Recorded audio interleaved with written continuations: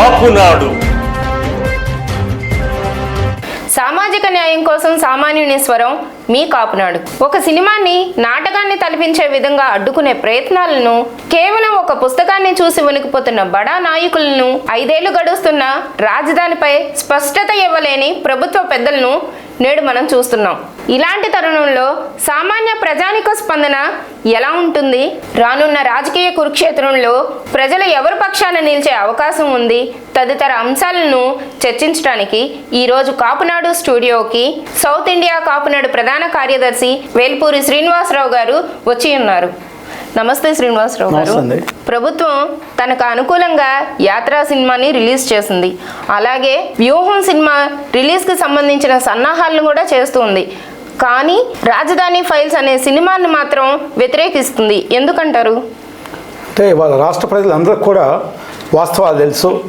రాజధాని ఫైల్స్లో ఏ విధంగా దగ్గర 1525 రోజుల నుంచి మరి మహిళా రైతులు ప్రపంచంలో ఎక్కడా లేని విధంగా వాళ్ళ అమరావతిలో వాళ్ళు దీక్షలు చేయటం, పోరాటం అనేది మహిళల పోరాటం మనం చూస్తున్నాం. అది రాజధాని ఫైల్స్ అన్నీ కూడా వాస్తవాలు. ప్రభుత్వం ఏ విధంగా అణచివేతకి గురి చేసింది, పోలీసులతో ఏ విధంగా దాడులు చేపించింది, ఏ విధంగా కోట్లలో కొన్ని వందల కోట్ల రూపాయలు రాజధానిని సర్వనాశనం చేయడానికి, రాజధానిని 3 ముక్కలు చేయడానికి ఏ విధంగా సుప్రీంకోర్టు దాకా వెళ్ళి వందల కోట్ల రూపాయలు వాళ్ళ యొక్క బంధువులకి, అదేవిధంగా ముఖ్యమంత్రి సన్నిహితులకి, కుటుంబ సభ్యుల్లాగా ఉండేటువంటి వ్యక్తులకు ఏ విధంగా వందల కోట్ల రూపాయలు ప్రజాధనాన్ని ఇచ్చేసి రాజధానిని సర్వనాశనం చేయడానికి ముఖ్యమంత్రి గారు ప్రయత్నం చేశారన్న విషయం వాస్తవం. ఇవన్నీ కూడా కళ్ళకు కట్టినట్టుగా రాజధాని ఫైల్స్లో ఉన్నవి. అవన్నీ చూస్తే ప్రజల్లో చాలా పెద్ద ఎత్తున అంటే చైతన్యం, మార్పు వస్తుంది. నేను ఓడిపోతున్నాను అనేటువంటిది ఒక ఇండికేషను ముఖ్యమంత్రి గారికి ఒక స్పష్టంగా వెళ్ళటం వల్ల వాళ్ళు దాని మీద పోలీసులు, రెవెన్యూ వాళ్ళు, మున్సిపాలిటీ వాళ్ళు అందరూ కూడా సినిమా థియేటర్స్కి వచ్చి నిన్న అవన్నీ కూడా ఆపటం జరిగిందనమాట. తర్వాత ఈరోజు కోర్టు డైరెక్షన్ ఇచ్చింది, దానికి ప్రాబ్లం లేదు, కంటిన్యూ చేసుకోవచ్చు అని చెప్పేసి.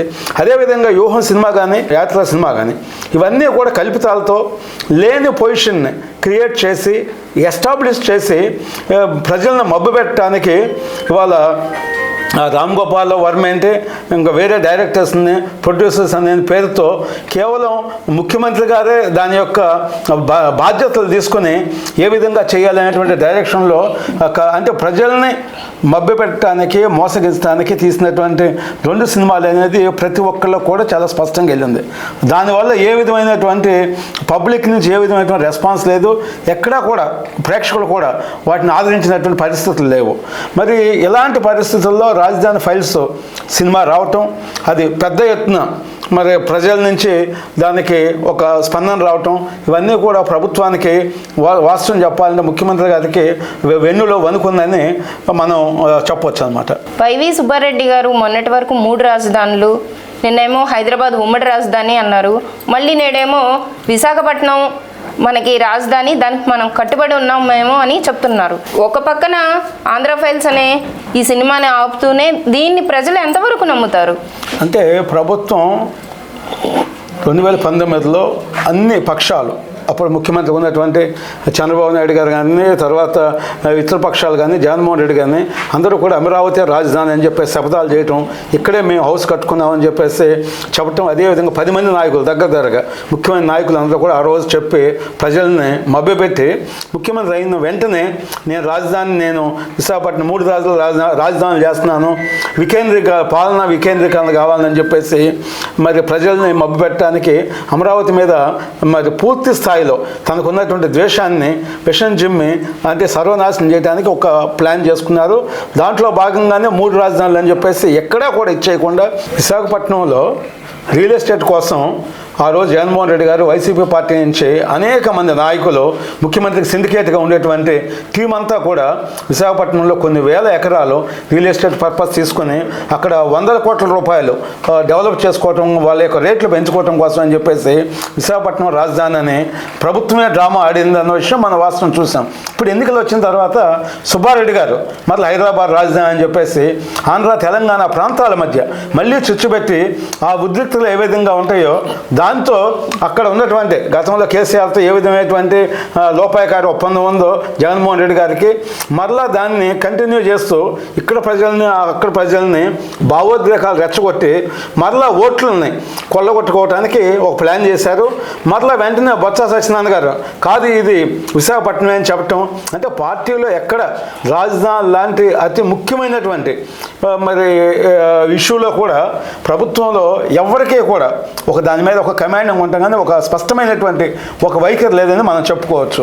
అయితే ప్రజల్ని మనం ఎన్ని రకాలుగా మోసం చేస్తున్నాం అనేటువంటి ఎజెండాలోనే ప్రభుత్వం ఉన్నారు. ముఖ్యమంత్రి కానీ మంత్రులు కానీ రాజధాని ఇష్యూ అనే కాదు, పోలవరం ఇష్యూ తీసుకున్నా, అదేవిధంగా రైల్వే జోన్ ఇష్యూ తీసుకున్నా, కడపలో ఉన్నటువంటి స్టీల్ ప్లాంట్ ఇష్యూ తీసుకున్నా కూడా ఏ ఒక్క ఇష్యూలో కూడా ప్రభుత్వం చిత్తశుద్ధిగా పనిచేయలేదు.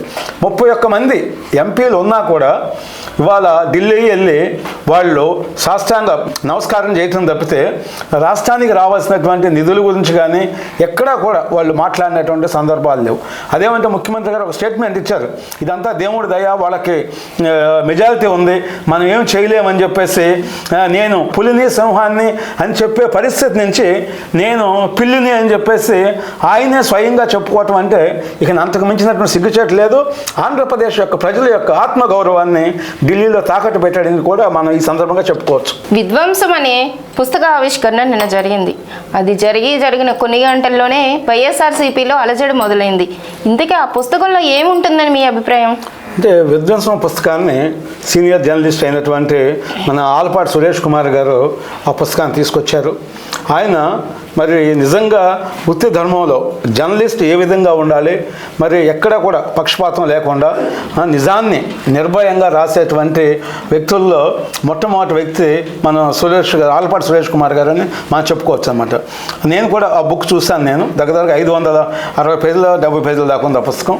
ఆ రోజు జగన్మోహన్ రెడ్డి గారు పదవి బాధ్యతలు తీసుకున్న దగ్గర నుంచి విధ్వంసం ఏ రోజైతే స్టార్ట్ అయిందో ఆ రోజు నుంచి మొన్నటి వరకు కూడా పుస్తకం కంప్లీట్ చేసే రోజు వరకు కూడా రాష్ట్రంలో జరిగేటువంటి అనేక ఇష్యూస్ అన్నమాట.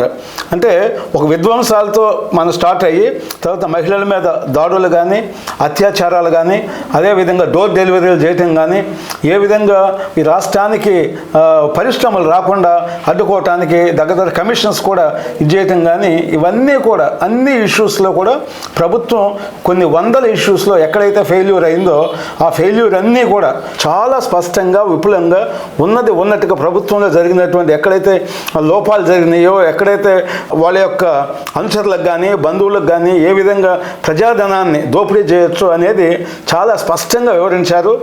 ఆ పుస్తకం చూస్తే భారతదేశంలో ఇంతవరకు ఏ ముఖ్యమంత్రి కూడా ఇంత ఫెయిల్యూర్ ముఖ్యమంత్రి, అదేవిధంగా అన్ని వ్యవస్థల్ని సర్వనాశనం చేసి కేవలం తన యొక్క అధికారం కోసం దోచుకో అనేటువంటి స్కీములు ఏ విధంగా తీసుకొచ్చారు అనేది కూడా దాంట్లో చాలా స్పష్టంగా తీసుకొచ్చారు.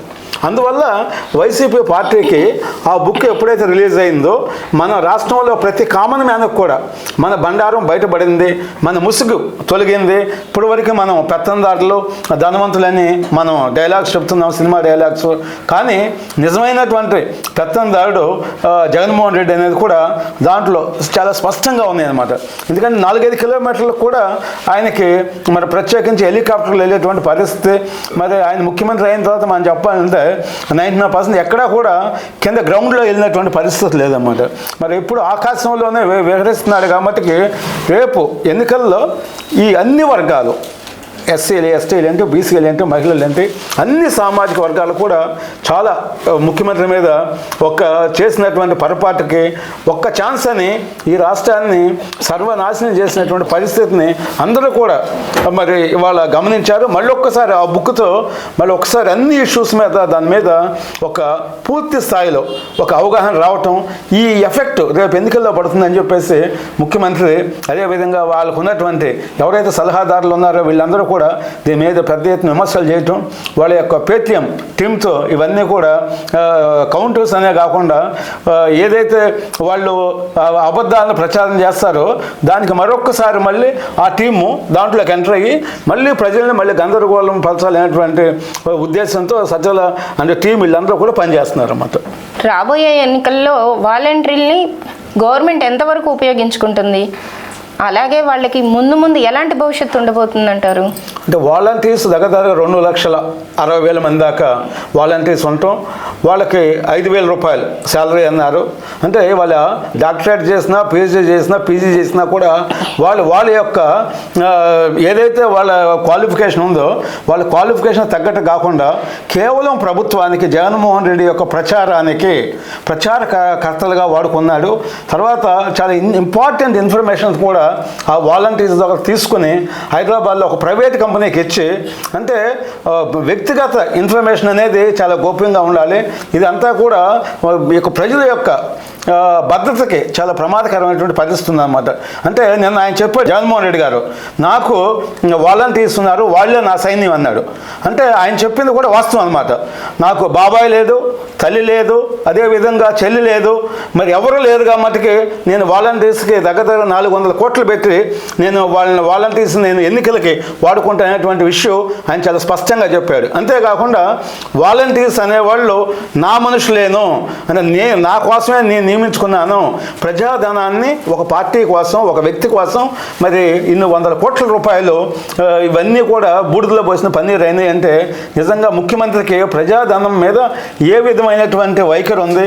అత్త సొమ్ము అల్లూరు దానం చేసినట్టుగా మరి ఇంత విచ్చలవిడిగా ఖర్చు చేసి రేపు ఎన్నికల్లో గెలవాలనేది అసత్య ప్రచారాలతో గెలవాలని ప్రయత్నం చేస్తున్నాడు. కానీ ప్రజలు అందరూ కూడా గమనిస్తున్నారు. ఈ ఎఫెక్ట్ డెఫినెట్గా ఆయన యొక్క మెడకు చుట్టుకునేది.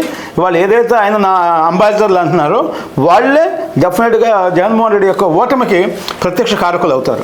ప్రజలంతా జనసేన, తెలుగుదేశం ఉమ్మడి ప్రభుత్వానికి మద్దతుగా నిలుస్తారంటారా? మరి ఇవాళ రాష్ట్రంలో ఈ అరాచక పరిపాలన చూసిన తర్వాత రాష్ట్రాన్ని కాపాడుకోవాలి. ముందు మనం ఇక్కడ పార్టీలు కాదు ముఖ్యం, రాష్ట్రాన్ని మనం కాపాడుకోవాలి.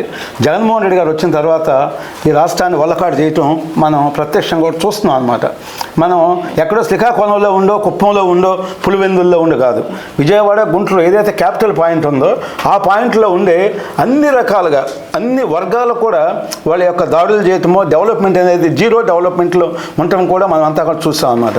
కానీ ప్రజలందరూ కూడా ఇవాళ ప్రభుత్వం రావాలి, పవన్ కళ్యాణ్ గారు లాంటి ఒక నిజాయితీ పడు, అదేవిధంగా చంద్రబాబు నాయుడు ఉన్నటువంటి ఒక విజన్ ఉన్నటువంటి లీడరు, వీళ్ళిద్దరూ కూడా కలిసి ఈ రాష్ట్రాన్ని కాపాడుతామని ముందుకు వచ్చారు. కాబట్టి డెఫినెట్గా ప్రజలందరూ కూడా ఈ పొత్తుని ఆహ్వానిస్తున్నారు. అంతేకాకుండా వైసీపీ ఇంకోటి చెబుతుంది, ఈ పొత్తులు అనేది ఒక వింత.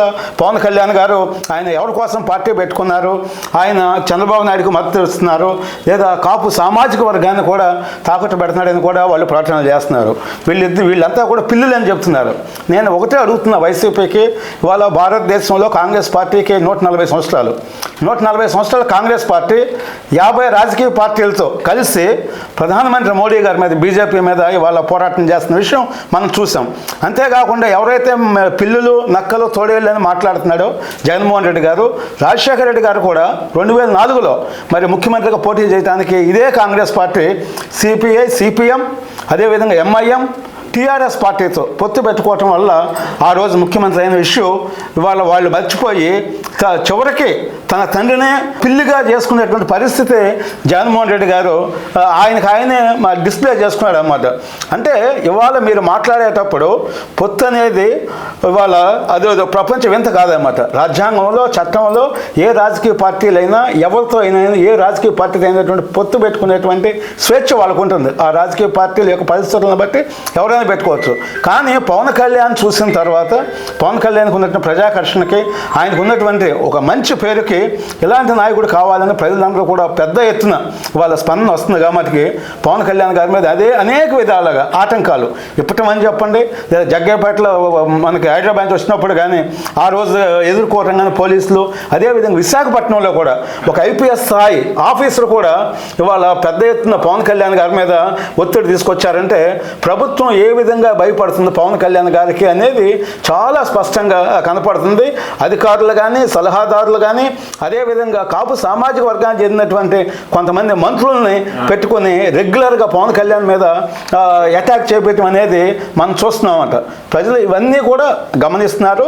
ఇప్పటికే 95% పొత్తుల విషయంలో కూడా చాలా క్లారిటీగా ప్రజలు కూడా పెద్ద ఎత్తున ఒక సపోర్ట్ రావటం అయింది. పొత్తుకి అన్ని వర్గాల ప్రజలు కూడా ఇవాళ చంద్రబాబు నాయుడు గారిని, తెలుగుదేశం పార్టీ, అదేవిధంగా జనసేన పవన్ కళ్యాణ్ గారికి సంపూర్ణ మద్దతు. ఎందుకంటే మేమంతా కూడా గ్రౌండ్ రియాలిటీలో చూస్తున్నాం కాబట్టి అన్ని వర్గాల ప్రజలు, చివరికి జగన్మోహన్ రెడ్డి గారు చెప్పేటువంటి రెడ్డి సామాజిక వర్గం ప్రజలు కూడా వాళ్ళందరూ కూడా పార్టీ నుంచి బయటకు వచ్చి వాళ్ళంతా కూడా జగన్మోహన్ రెడ్డి గారి యొక్క అరాచకాన్ని వాళ్ళు ప్రశ్నిస్తున్నారు. మరి అదేవిధంగా సొంత చెల్లైనటువంటి షర్మిల కూడా బయటకు వచ్చి మా అన్న ఒక నియంత, మరి ఆయన ఒక మాఫియా, మనం రాష్ట్రాన్ని కాపాడుకోవాలి అంటే స్వయంగా చెల్లి కూడా చెప్తుంది అనమాట. ఇలాంటి పరిస్థితుల్లో ప్రజలు ఇప్పటికే ఆల్రెడీ ఒక నిర్ణయం తీసుకున్నారు. డెఫినెట్గా రేపు ఎన్నికల్లో జగన్మోహన్ రెడ్డి గారి యొక్క తీసుకున్నటువంటి ఏదైతే దోపిడీ అని చెప్పండి, అదేవిధంగా మహిళల మీద దాడులు అని చెప్పండి, అన్ని వర్గాలని, కాపులు అనండి, బీసీలు అనండి, మరి అదేవిధంగా దళితులు అనండి, వీళ్ళందరినీ హత్యలు చేయటము, డోర్ డెలివరీలు చేయటము, పథకాలను రద్దు చేయటము, ఎక్కడ డెవలప్మెంట్ లేకుండా ఒక అరాచకాన్ని, అంటే తాలిబాన్ గవర్నమెంట్ ఏ విధంగా ఉందో తాలిబాన్ గవర్నమెంట్ని మించినటువంటి ప్రభుత్వం ఆంధ్రప్రదేశ్లో మనం చూస్తున్నాము. ఎందుకంటే ప్రజలు ఈ ప్రభుత్వాన్ని సహించేటువంటి పరిస్థితి లేరు. డెఫినెట్గా రేపు జగన్మోహన్ రెడ్డి గారిని రాజకీయంగా సమాజ్ చేయటం అనేది 100% జరుగుతుంది. ప్రజలంతా జనసేన, తెలుగుదేశం ఉమ్మడి ప్రభుత్వానికే మద్దతుగా నిలుస్తున్నారని సౌత్ ఇండియా కాపునాడు ప్రధాన కార్యదర్శి వేల్పూరి శ్రీనివాసరావు గారు అంటున్నారు. ఈ 2024 ఎన్నికల్లో ప్రజల అభిష్టం నెరవేరాలని, ఈ సైకో పరిపాలన చరమగీతం పాడాలని, ప్రజాపాలన రావాలని కాపునాడు కోరుకుంటుంది. మీ ఎలిశెట్టి సుహాసిని కృష్ణ సైనింగ్ ఆఫ్. సమాచారం, సహకారం అన్న నినాదంతో కాపు సమాజ అభివృద్ధిలో మీరు భాగస్వాములు కండి. కాపునాడులో సభ్యులుగా చేరండి, చేర్పించండి. Read Kapunadu monthly magazine.